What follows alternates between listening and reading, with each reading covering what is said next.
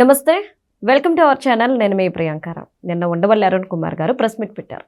Press meet పెట్టి ఆయన ఏం మాట్లాడారు? పవన్ కళ్యాణ్ గారు కోనసీమకి దిష్టి తగిలింది అన్న విషయం, రేవంత్ రెడ్డి గారు దేవుళ్ళ గురించి మాట్లాడిన విషయాన్ని, ఈ రెండింటినీ ప్రస్తావించారు. ఇది అయిపోయిన సబ్జెక్ట్. ఇంకా రాష్ట్రంలో ఎన్నో సమస్యలు ఉన్నాయి. మరి వీటి మీద కాకుండా వాటి గురించి మాట్లాడడం వెనుక ఏముంది? ఏదైనా రహస్యాన్ని, ఏదైనా హింట్ని ఎవరికైనా ఇస్తున్నారా అనే అనుమానాలు వ్యక్తమవుతున్నాయి. ఎందుకు ఈ విధంగా ఆలోచిస్తున్నారు అంటే, ఉండవల్లి అరుణ్ కుమార్ గారి మీద ఒక ముద్ర పడిపోయింది. ఆయన ప్రెస్ మీట్ పెట్టారు అంటే జగన్మోహన్ రెడ్డి గారికి ఇండైరెక్ట్గా ఏదో ఒక హింట్ ఇస్తున్నారు అని చెప్పేసి అంటారు చాలామంది. ఇది వాస్తవమో కాదో తెలియాల్సిందే. మరి ఈ నేపథ్యంలో అసలు ఆయన మాటల వెనక ఆంతర్యం ఏంటి అనేది తెలుసుకుందాం. మనతో మాట్లాడడానికి సీనియర్ జర్నలిస్ట్ సిఎస్ రావు గారు ఉన్నారు. ఆయనతో మాట్లాడదాం. నమస్కారం సార్. నమస్తే. ఉండవల్లి గారి ప్రెస్ మీట్ని మనం ఎలా చూడాలి అంటారు? ఇప్పుడు ఉండవల్లి గారు ప్రెస్ మీట్ పెట్టారంటే ఖచ్చితంగా చూస్తారు, అందరూ వింటారు కూడా ఆయన ఏం చెప్తారని. ఎందుకంటే ఆయన కొంత ఇంటలెక్చువల్ సబ్జెక్ట్ ఉంటుంది, సీనియర్ పొలిటీషియను, ఇవన్నీ ఉన్నాయి. ఎంతో కొంత ఆయనకంటూ ఒక ప్రత్యేకమైనటువంటి గుర్తింపు ఉంది. అలాంటి గుర్తింపుని ఆయన మరొకరికి పరోక్షంగా సహాయం చేసేలా మాట్లాడటం అనేది నేను ఎక్స్పెక్ట్ చేయట్లా ఎప్పుడు కూడా.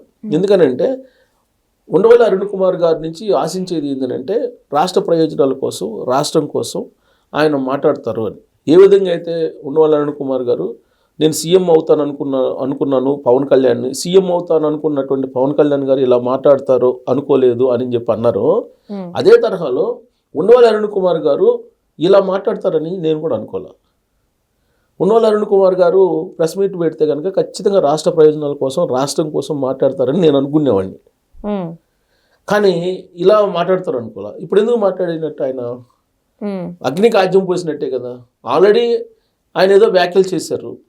ఆయన ఏ సందర్భంలో చేశారు, ఎలా చేశారు, ఎందుకు చేశారు అనేది అందరికీ తెలుసు. అది ఆల్రెడీ 2-3 రోజులు అయిపోయింది. ఇక్కడ కోమటిరెడ్డి వెంకటరెడ్డి గారు రియాక్ట్ అయ్యారు. ఆ తర్వాత దానికి రిప్లై ఇచ్చారు జనసేన వాళ్ళు. అదంతా అయిపోయింది. అయిపోయిన దాన్ని మళ్ళీ ఎందుకు ఈయన రైట్ చేసినట్టు? ఒకటి.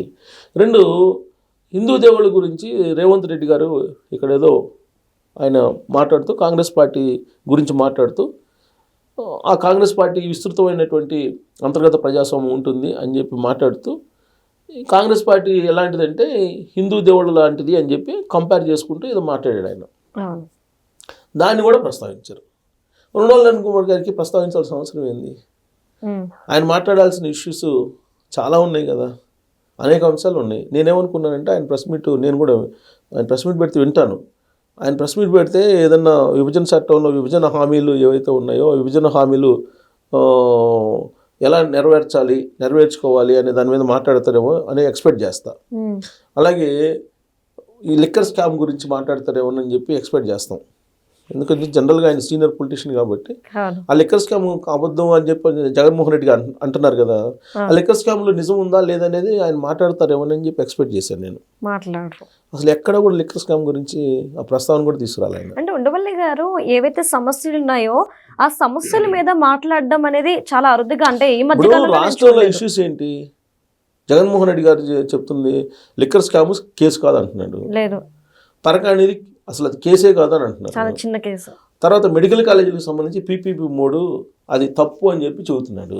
ఈ అంశాల మీద కదా క్లారిటీ ఇవ్వాల్సింది ఉండవల్లి అరుణ్ కుమార్ గారు.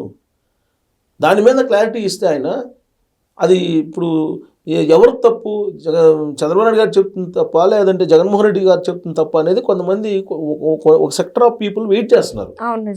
ఆ వాయిస్ ఎక్కడి నుంచి రావాలి? ఉండవల్లి గారి లాంటి వాళ్ళ దగ్గర నుంచి రావాలి. అవి ఎందుకు మాట్లాడట్లేదు ఉండవల్లి అరుణ్ కుమార్ గారు? అవి మాట్లాడరు. ఎందుకు? మాట్లాడితే నిజాలు బయటకు వచ్చేస్తాయి. ఉండవల్లి అరుణ్ కుమార్ గారు బేసిక్గా కాంగ్రెస్ పార్టీ అండి. కాంగ్రెస్ పార్టీ భావజాలం నరనరన్న జీర్ణించుకోకపోయినటువంటి లీడర్ ఆయన. దాంట్లో కూడా మళ్ళీ వైఎస్ ఫ్యామిలీకి అత్యంత విధేయుడు. అది అందరికీ తెలిసినటువంటి విషయం. రాజశేఖర రెడ్డి గారు అంటే ఆయనకి ప్రాణం. రాజశేఖర రెడ్డి గారు వారసునిగా జగన్మోహన్ రెడ్డి గారు ముఖ్యమంత్రిగా ఉండాలని కోరుకుంటాడు ఆయన. కానీ 2024లో ఆంధ్రప్రదేశ్ ప్రజలు ఆయన ఉండవల్లి కోరుకున్నంత మాత్రాన మేము కోరుకోం కదా అని చెప్పేసి 11 స్థానాలకు పరిమితం చేశారు. 11 స్థానాలకు పరిమితం చేసినంత మాత్రాన జగన్మోహన్ రెడ్డి గారికి అసలు ప్రతిపక్ష హోదా ఇవ్వాలా వద్దా అది కూడా మాట్లాడాలి కదా ఆయన. పోనీ ఇవ్వలేదు. అసెంబ్లీకి ఎందుకు వెళ్తలేదని చెప్పి ఉండవల్లి అరుణ్ కుమార్ గారు లాంటి వాళ్ళు అడగాలి కదా. ఏ రోజన్నా అడిగారా? అడగలేదు కదా. ఇలాంటి అంశాలు కదా ప్రస్తావించాల్సింది ఉండవల్లి అరుణ్ కుమార్ గారు. ఆయన ప్రస్తావించిన అంశం ఏంది, పవన్ కళ్యాణ్ గారు అలాగే రేవంత్ రెడ్డి గారు వీళ్ళిద్దరిని మళ్ళీ కార్నర్ చేసే ప్రయత్నం చేశారు ఆయన ప్రెస్ మీట్లో. ఎందుకు, కూటమిలో ఉన్నారు పవన్ కళ్యాణ్ గారు, ఆ కూటమి నుంచి బయటకు రావాలి అని వైఎస్ఆర్ కాంగ్రెస్ పార్టీ కోరుకుంటుంది. ఉండవల్లి అరుణ్ కుమార్ గారు కూడా దానికి ఒక వీలున్నంత వరకు అప్పుడప్పుడు ఒక టచింగ్ చేస్తుంటారు అనమాట. ఇప్పుడు ఈయన చేసినటువంటి వ్యాఖ్యలు ఏంది, తెలంగాణకి ఈ మధ్యకాలంలో మేము తెలంగాణకి వెళ్తాం, గ్రేటర్ హైదరాబాద్ ఎన్నికల్లో మేము పోటీ చేస్తామని చెప్పారు. అంటే కూటమి తెలంగాణలోకి ఎంటర్ అవుతుంది. తెలంగాణకి ఎంటర్ అయితే కూటమి ఎవరికి ఎఫెక్ట్, బీఆర్ఎస్ పార్టీకి ఎఫెక్ట్. బీఆర్ఎస్ పార్టీకి ఎఫెక్ట్ అంటే దాని అర్థం ఏంటి, వైఎస్ఆర్ కాంగ్రెస్ పార్టీకి ఇండైరెక్ట్గా ఎఫెక్ట్. ఈ రెండు పార్టీలను వేరువేరుగా చూడలేం కదా, ఒక తాళ్ళలో ముక్కల్లాగా ఉంటాయి BRS party and YSR Congress party. So కాబట్టి బీఆర్ఎస్ పార్టీకి దెబ్బ తగలకూడదని చెప్పి అక్కడ మాట్లాడారు. అలాగే ఇక్కడ రేవంత్ రెడ్డి గారు దిగిపోతారని చెప్పి అనుకున్నారు.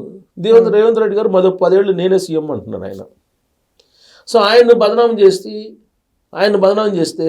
ఆయన దిగిపోతే బీఆర్ఎస్ పార్టీ బలపడిద్దేమో, ఇది ఈ యాంగిల్ బహుశా ఉంటే ఉండొచ్చు ఆయనకి. లేదంటే ఇప్పుడు ఆయన ఏ సందర్భంలో అన్నారు, రేవంత్ రెడ్డి గారు ఆర్ఎస్ఎస్ బ్యాక్గ్రౌండ్, ఆయన ఎందుకు హిందూ దేవుళ్ళ గురించి కించపరుస్తూ మాట్లాడతారు?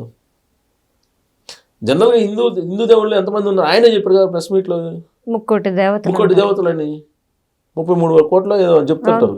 అవునా, అంతమంది దేవుళ్ళు ఉన్నారు. మరి ఒక్కొక్కరు ఒక్కొక్క దేవాలయానికి వెళ్తుంటారు కదా, ఇది వాస్తవమే కదా.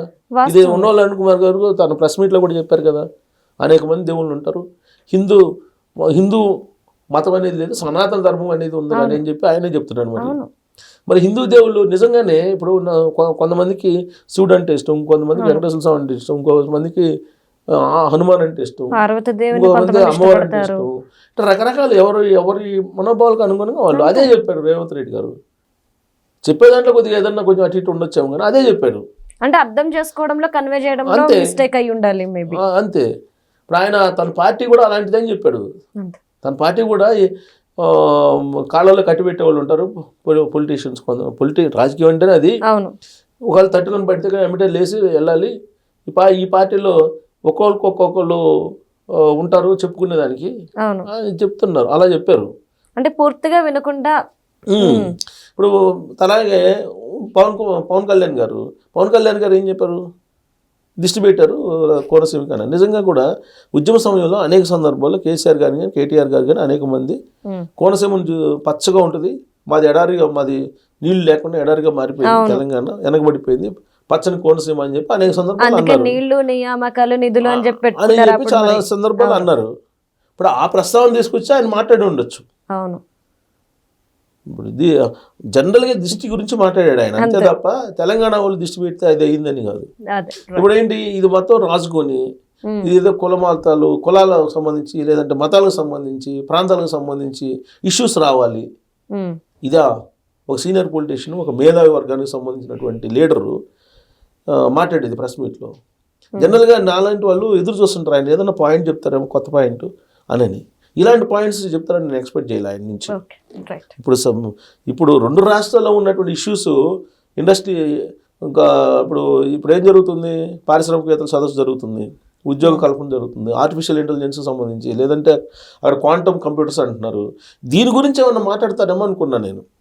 లేదు, గూగుల్ డేటా సెంటర్ ఉంది, దాన్ని తీసుకొస్తే అది గోడౌన్ అన్నారు, దాన్ని ఒక వేర్ హౌస్ అన్నారు, అది వేర్ హౌసా గోడౌనా లేకపోతే అది ఉపయోగపడిద్దా లేదా అనేది దాని గురించి ఏమైనా మాట్లాడతారేమో ఉండవల్లి అరుణ్ కుమార్ గారు అనుకున్నాను నేను. వీటి గురించి మాట్లాడేది ఆయన. అంటే జగన్మోహన్ రెడ్డి గారు వాళ్ళ ప్రభుత్వం వాళ్ళ కో బ్యాచ్ ఏం మాట్లాడినా దానికి సంబంధించి ఆయన ప్రెస్ మీట్లు పెట్టారు సార్. అదే కాదు కదా, ఆయన రెస్పెక్ట్ ఉంది. ఎందుకు రెస్పెక్ట్ ఉందంటే సుదీర్ఘకాలం పాటు ఆయన పాలిటిక్స్లో ఉన్నారు. ఆయన భాషా ప్రావీణ్యం ఉంది, ఆయనకి సబ్జెక్టు ఉంది. కాకపోతే మేధావులు ఎప్పుడు కూడా హిడెన్ అజెండాతోటి వెళ్తే సమాజానికి ప్రమాదం. లేమెన్స్ ఏది మాట్లాడినా సరిపోతుందండి, అదేమో పెద్ద పట్టించుకోరు అందరూ. కానీ ఇలాంటి మేధావర్గానికి సంబంధించినటువంటి వాళ్ళు ఈ విధంగా మాట్లాడుతుంటే సమాజానికి ప్రమాదం. అందుకు ఇప్పుడు ఆయన గురించి ప్రస్తావించుకోవాల్సి వస్తుంది, లేదంటే ఆయన గురించి ప్రస్తావించుకోవాల్సి వస్తుంది. ఎవరో మాట్లాడితే బోల్డ్ రకాలుగా మాట్లాడుతుంటారు, వాళ్ళ గురించి పట్టించుకోవాల్సి వస్తుంది. బట్ ఈ నుంచి ఎక్స్పెక్ట్ చేస్తుంది ఏంది, నాలాంటి వాళ్ళు ఇలాంటి సీరియస్ సబ్జెక్టులు ఒక లిక్కర్ స్కాము, ఒక పరకాణి కేసు, లేదంటే ఒక డేటా సెంటరు దాని మీదనో, లేదంటే ఒక పీపీపీ మోడల్లో మెడికల్ కాలేజీలు వస్తే మంచిదా కాదా అని ఇట్లాంటి వాటి మీద ఆయన్ని మాట్లాడించాలి. ఆయన మాట్లాడించడం కదా, ఆయన మాట్లాడాలి. కానీ అది కాకుండా ఈ విధంగా మాట్లాడుతున్నారంటే హిడెన్ ఎజెండా తోటి ఆయన మాట్లాడటం అనేది ఇది సమాజానికి, ఆంధ్రప్రదేశ్కి నష్టము. ఇప్పటికైనా ఆయన నుంచి నేను ఎక్స్పెక్ట్ చేసేది ఏంటంటే సీరియస్ సబ్జెక్ట్స్ చాలా ఉన్నాయి, వాటి గురించి మాట్లాడితే బాగుంటుంది అనేది నా అభిప్రాయం. Right, thank you so much. Thank you.